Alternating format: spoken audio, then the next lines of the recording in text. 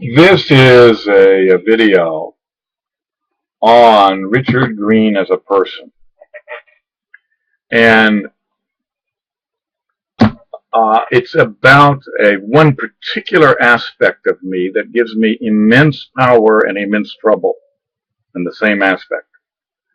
And it's really a useful key to operate with me, collaborate with me, and get along. And me with you and you with me. And so I think if you're contemplating working with me, being a partner or something, or hiring me, or letting me be a leader of your organization, it's really useful to have this image. I don't know where it came from in my life, if it's genetic or environment. I have no idea. I really don't. But very, very early, I think when I was 4 or 5 years old, I knew I wanted to escape from the family I was born into. I didn't agree with their ways of doing things, and I knew they were roughly ignorant people. They cared for me, but their care was delivered by inadequate and ineffective means. So I always had this tension between they mean well, but they don't deliver nice care. And it was very helpful to have a free visit with a psychiatrist at MIT and have the psychiatrist confirm that you have to consider the result, not the intention only. And that if the result is bad, then you have to reduce your exposure to the relationship to protect yourself, regardless of how good the intent is. And so, but I was aware at 4, and I remember counting down 8 more years to college, which would have been 18 minus 4, which would have been 4 years old. So at a very early age, I had this magical place called college, which would deliver me from my family. And I didn't fit in the culture of my family. Then I was in my hometown, and I was keenly aware that there was something wrong with the state that I was born in America and with the town I was born in. It was Richmond, Virginia, and it was backward looking, worshiping a war that they had lost, and very hypocritical people who were worshiping and nostalgic for the days when they owned slaves, and they still had this servant attitude of they should have servants that they could order around. You found all kinds of ordinary white people ordering around their children and other people, their friends, sort of like they were missing a class of servants that they were raised to be used to. And I really did not like that. I didn't like their souls. Everything that I read, everything in religion and church, everything in books of philosophy and morality, told me that good people don't operate this way. And I was surrounded by 3 million jerks. That was another reason to wait to 18 to get away. And then I found out that went to a music concert in downtown Richmond that my sister kept pestering me to go to. And so I went early, and I didn't realize that music concerts in Richmond are divided into black and white. So I went to the second concert because I like to read books and stuff beforehand. So I pushed it to the end of the evening, and that was the black version. And so, but I came early because I always come early, and so I heard the last 20 minutes of Smokey Robinson playing to a white audience, and after each number, you saw people going, very nice. Oh, wasn't that nice? That was nice, wasn't it? Wasn't that nice? I thought that was very nice. Oh, yes, that's a nice rhythm, didn't you? Didn't you hear some beats? Yeah, boom, boom. That was nice. And they were all sitting in their seats and patting their little hands together. And then the black audience filled the room, and then Smokey Robinson came on, and then people were dancing in the aisles and swaying and swinging their arms, and there was this enormous energy around. And I thought, my God, I have been grown up with these 6 sexually screwed up, wimpy, cerebral, Descartesian, tyrannical, imperialist white people all of my life, and look what I've been missing. And I realized that these differences of how people live were very consequential. And I didn't like the manipulative, wimpy, power-mongering, cerebral people that I grew up with. I didn't like those people. I didn't like white people. Now later, in college years, I got into black culture and found out that black culture in America is terrible.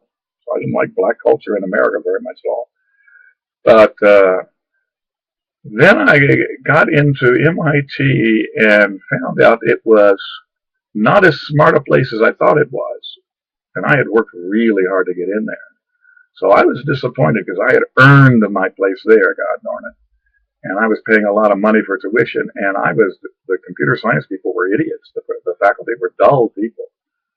And they were rich, and they were on the board of IBM, but they didn't know diddly squat about computer science, and they knew nothing about teaching it.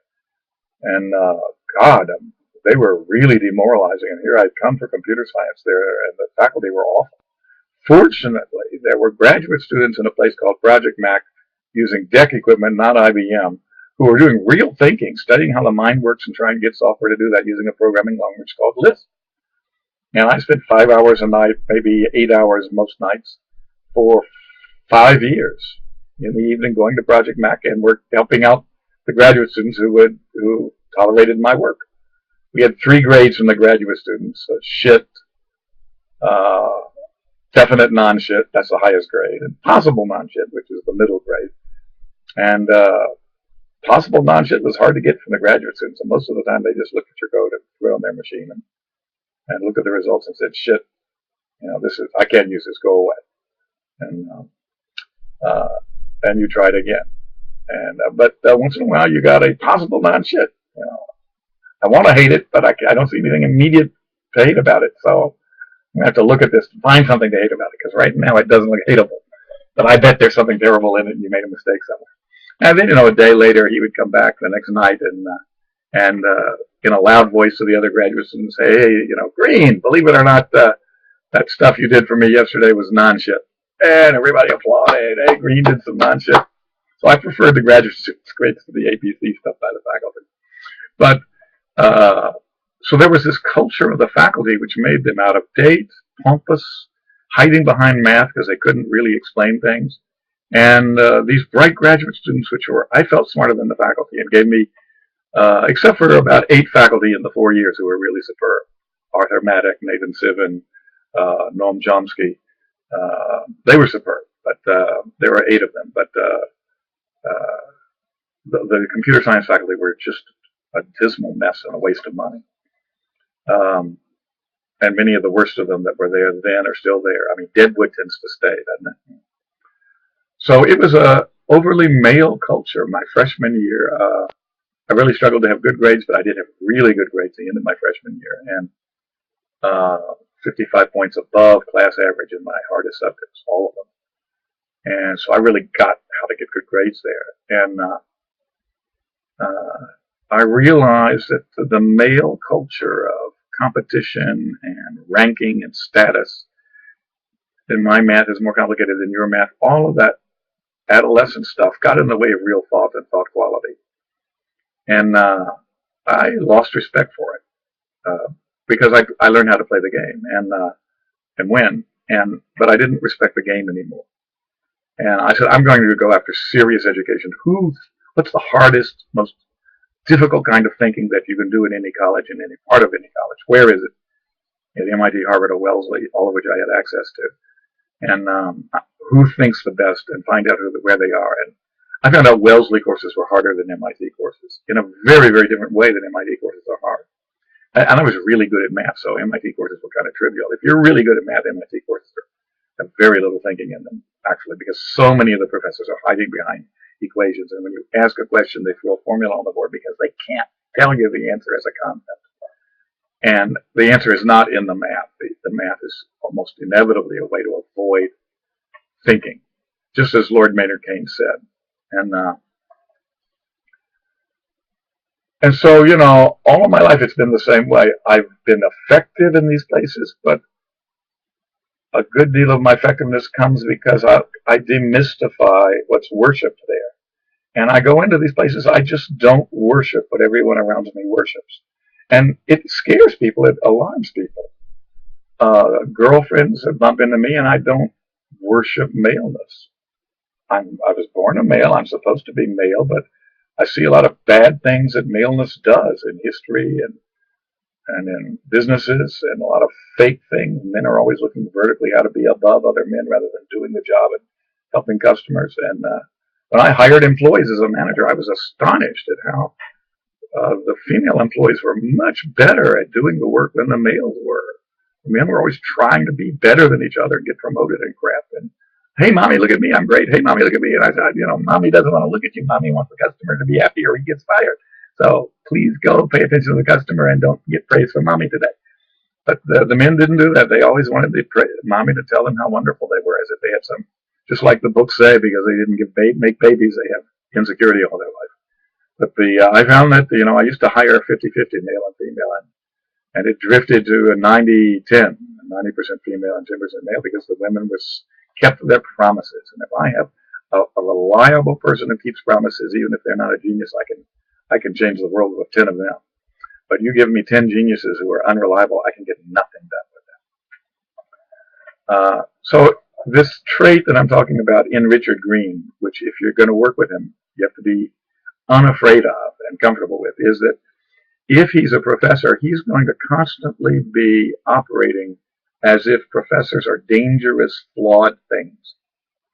And in some places they're wonderful, but in other places they're quite dangerous. And he's going to be working both sides of that. And so if you are a professor and you're insecure and you need to always be praised, and you need to think that your role is only good and has no evil effects in it, and if it has evil effects, they're just minor, marginal things, they're not central, then you're going to clash with me, because I believe that the flaws that professors have are very, very big and dangerous and consequential, and that if you ignore them, you're simply a bad professor. And same with the males. If you like being a male, you were born a male, you've liked it all your life, you don't want to think about it, and you're going to be uncomfortable, because I think maleness is quite dangerous. And parts of it are wonderful, and God knows if you're in certain kinds of female company, you really want some maleness to come into the meeting, because we badly need it. But I believe that there's this giant cost to maleness too, and it's like a dog. You just can't cut the leash and expect to be safe and not have bad consequences.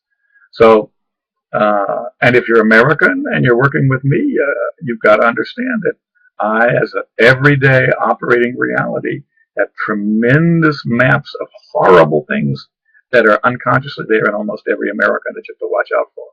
And if you're an American who thinks that there are no horrible things in the average American, then you and I are going to have some conflict, because it's just my working assumption every day that every category, male, American, 20th century, MIT graduate, engineer, MBA, every category is this mixture of extremely consequential flaws that are quite dangerous and have big consequences, and you must handle them to be a member of that category safely for other people. And tremendous virtues that you don't get anywhere else in the world except that category. And I see the world in that mixed set of terms. I know a lot of people talk about it that way, but I actually operate on a daily basis that way. And if you are less educated and haven't outgrown the initial factory settings that God gave you at birth, so you were born male, and so you still like being a male blindly. You were born American, so you still like being American blindly. You graduated with a Harvard MBA, so you still think MBAs are great and wonderful only. If you're naive in that sense and love the categories that you happen to be in life and worship them as if they're pure goods, then you're going to find that being beside me makes you uncomfortable at times, because it's my automatic, always, everyday, working, practical assumption that that's not true, and that there are immense dangers and costs coming from you every day in our meetings and in our talk and in our courses that all of us have to correct for, or else you will do harm. And just as there are, for every category that I am, my Americanness, my maleness, my MIT graduateness, my University of Michigan social science-ness, my experience in Japan as an expatriate, all of those categories are quite dangerous attributes in me that I have to watch out, and you have to watch out for. So I have a little more jaded sense of the world. I'm comfortable in a world where everyone around me has outgrown, deliberately, after decades of hard work, the initial factory settings they were born into, and they no longer at all worship the categories they were born in. Females who do not worship being female, Americans who do not worship being American, Australians who do not worship being Australian, Harvard MBAs who do not worship having an MBA, MIT engineers who do not worship being an elite engineer, et cetera, et cetera, et cetera. So I'm comfortable in that world.